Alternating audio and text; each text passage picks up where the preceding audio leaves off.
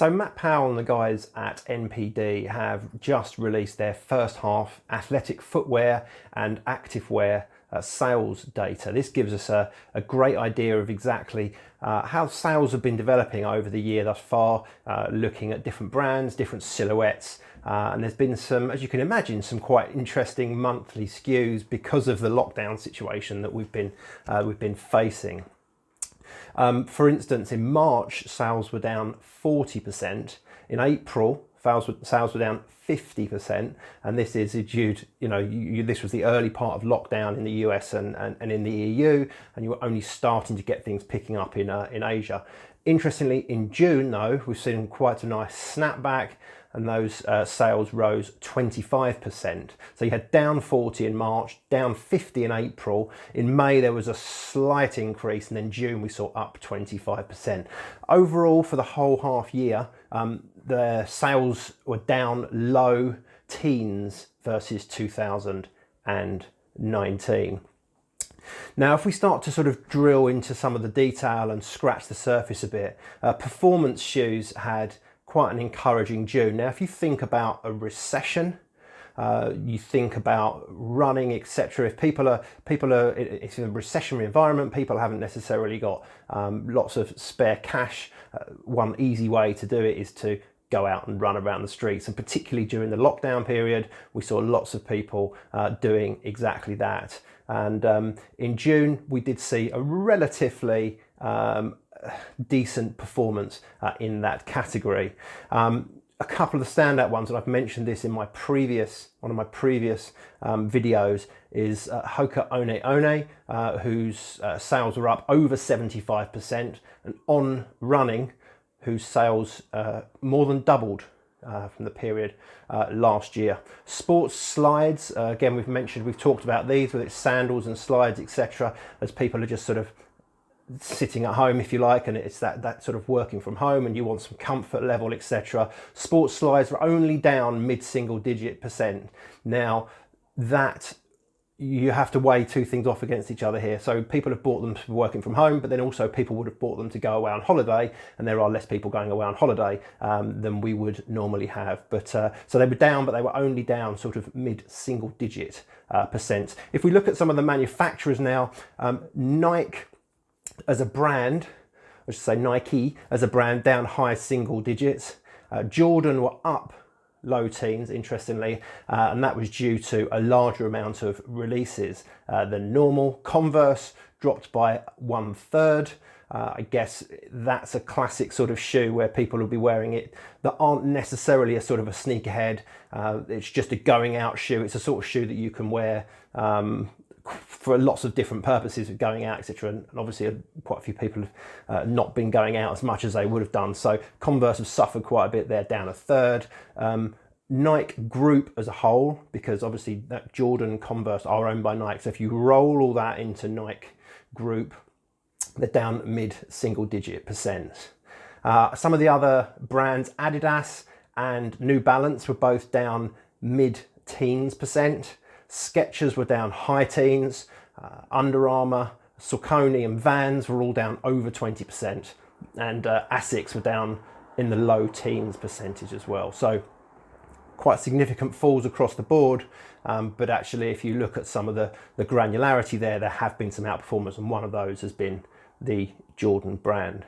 So let's have a look now at some of the individual silhouettes that have sold particularly well in the first half of the year, and we're going to look at the top 10 based on dollar sales in the US only, and this is wholesale. This is not direct to consumer. This is in third-party shops and US sales only.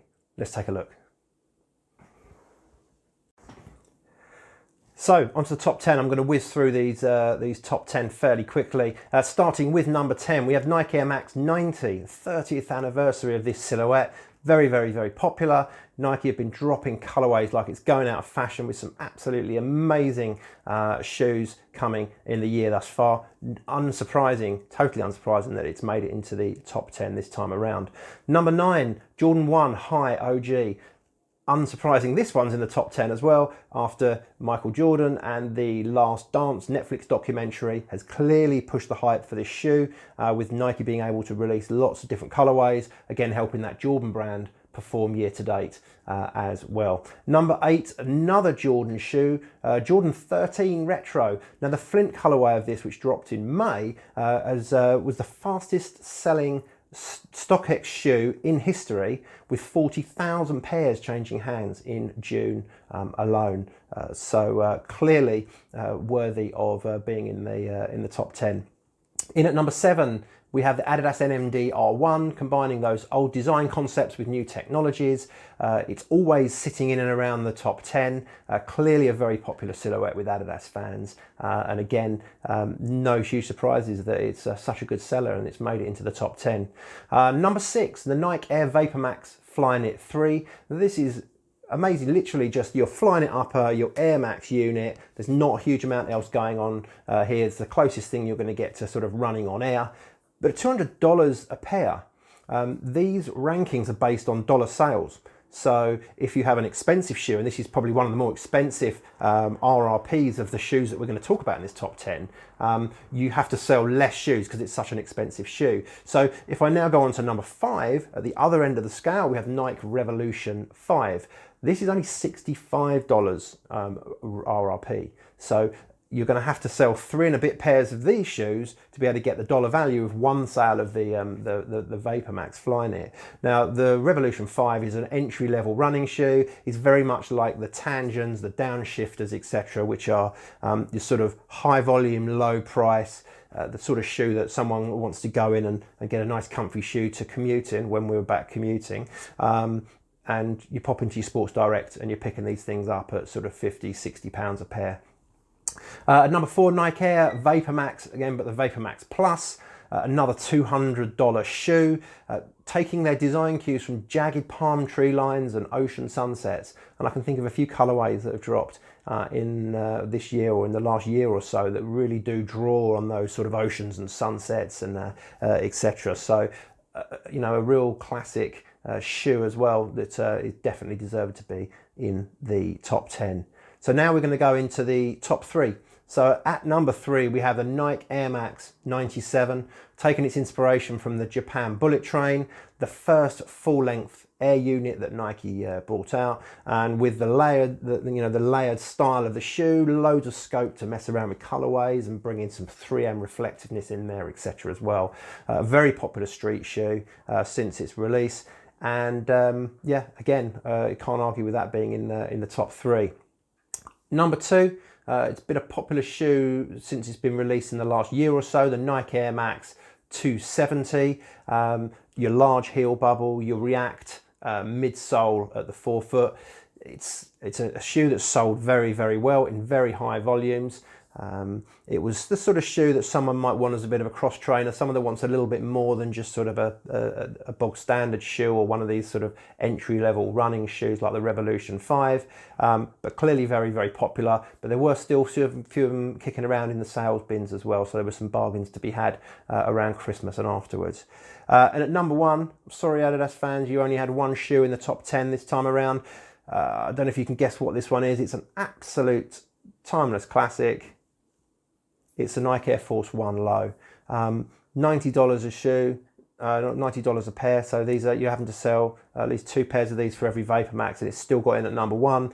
Bruce Kilgore, 1982, the first shoe to feature Nike Air technology.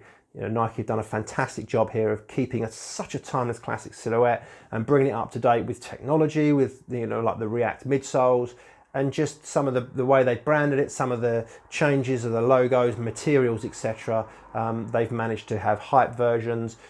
It's just a great shoe, a very, very popular shoe. It withstands a lot. It's a very, very worthy winner.